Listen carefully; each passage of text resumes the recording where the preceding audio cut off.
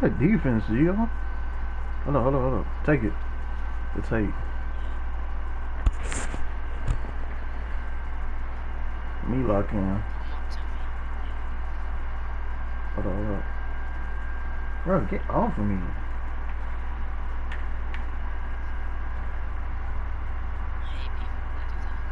Hold on, hold on.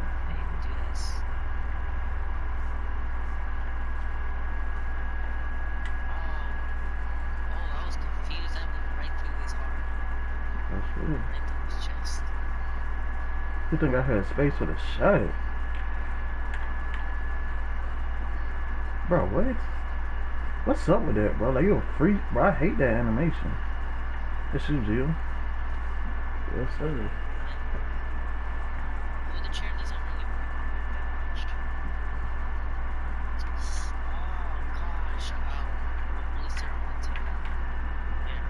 Bro, how much? Okay, bro. I'm getting tired of people spamming me, yo. Oh, you got a contest open? Here, Jill. That's you. The tape.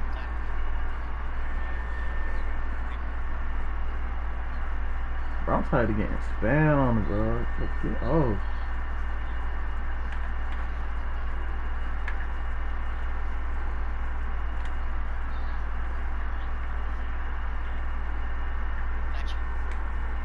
Good shot. The pass. The pass.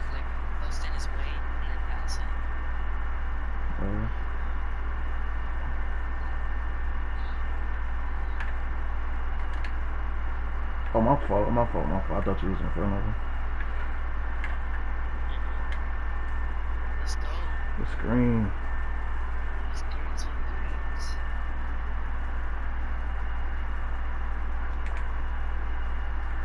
I'll tell you what. I got you.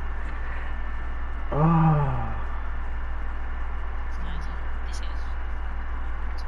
Bro, I don't really usually run pickup. I'm not even used to playing pickup. Oh, he came. Oh. Bro, 2K by Raw does, bro. Me too, bro. I didn't even think he was gonna. I thought I had time. That's me. I was a little choppy right there too, but hey, it's cool, it's cool. Yeah, okay. Yeah. You gotta be careful on them, bro. What up? Oh, it made me force up. That's my fault, bro. That's my fault. I try to fade. Let's go. Green. Let's go, baby. Let's go. Outside of maybe the Harts, there is perhaps no family more celebrated or important in wrestling than the Rhodes.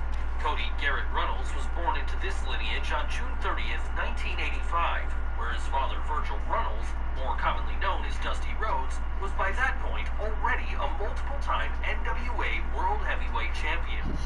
As a child, Cody grew up knowing he was part of a dynasty. By the time he'd started amateur wrestling in high school, his older brother Dustin was already making waves in WCW.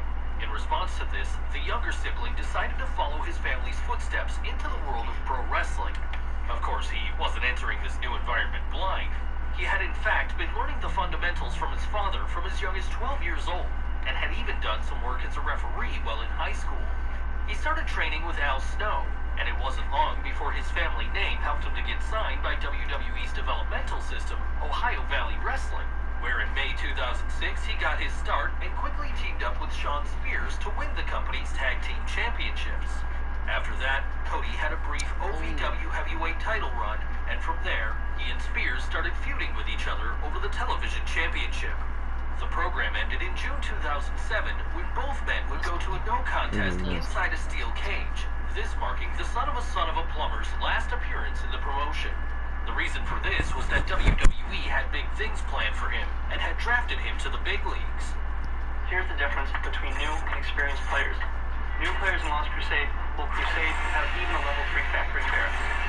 They'll waste resources, they won't research any new technologies, and they'll have low combat power. Whereas pros in Lost Crusade, they'll expand their resources, build factories, research new technologies. A July 2nd, 2007, Cody made his debut on Raw, appearing in a backstage segment with Randy Orton and his father Dusty. This began a feud between Orton and the Young Rhodes, which ended up with Dusty falling victim to the dreaded punt. After this, Cody got into a series of short-term feuds with the likes of Daivari, Charlie Haas, and Shelton Benjamin.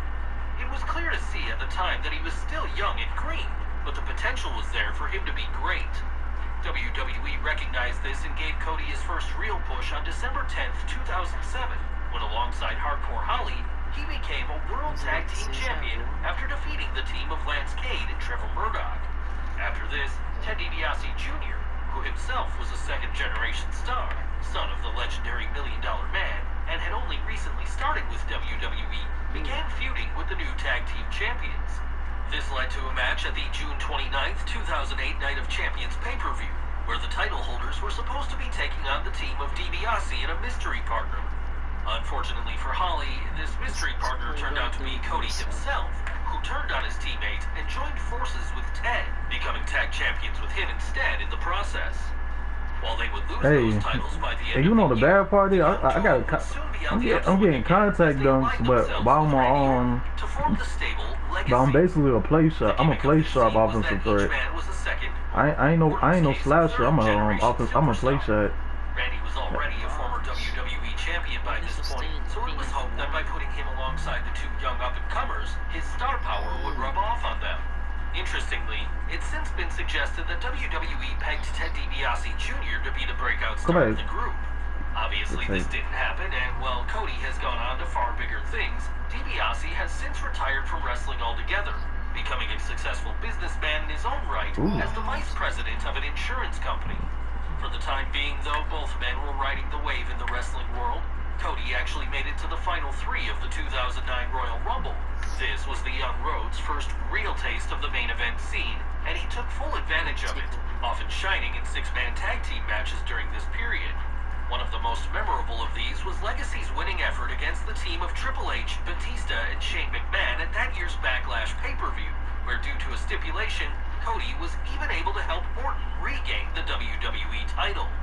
They also feuded with the newly reformed D-Generation X at this time. The two young talents getting a major spotlight by having a tag team match with Triple H and Shawn Michaels at the 2009 SummerSlam.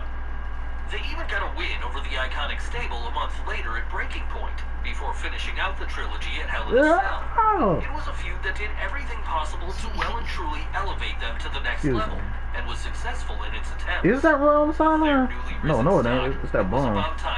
That quick stop maybe like you did. So as happens with all units in WWE, eventually dissension reared its ugly head, and the stablemates started having issues, beginning at the 2010 Royal Rumble.